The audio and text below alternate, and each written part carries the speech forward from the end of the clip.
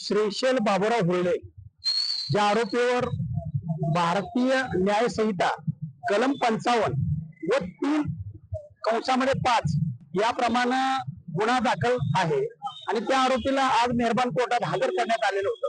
13 वेगवेगळ्या कारणांच्या आधारावर police custody वाढवून मागण्यात आलेली होती आणि ती पोलीस कस्टडी योग्य कशी देणं योग्य होणार नाही यासाठी आम्ही त्याच्यावर कारण मीमांसा आम्ही आर्ग्युमेंट युक्तिवाद केला आणि कोर्टानं 1 दिवसाची पोलीस कस्टडी मात्र दिलेली आहे. उद्या परत हजर त्याला मेहरबान कोर्टात केलं जाणार आहे. तुम्ही काय युक्तिवाद केला?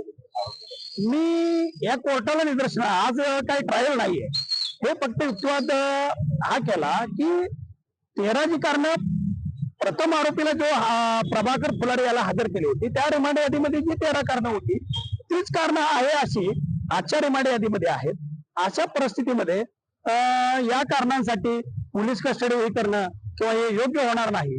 अशा परिस्थितीमध्ये त्यांना मॅजिस्ट्रेट कस्टडी देण्यात यावी ही विनंती मी केलेली होती, परंतु मेहरबान कोर्टाने 1 दिवसाची पोलीस कस्टडी दिलेली आहे. 13 कारण काय आहेत त्याच्यामध्ये ती कारण मीमांसा न्यायप्रविष्ट बाब असल्यामुळे हे डिटेल या बाबतीत आपण सांगणं योग्य होणार नाही.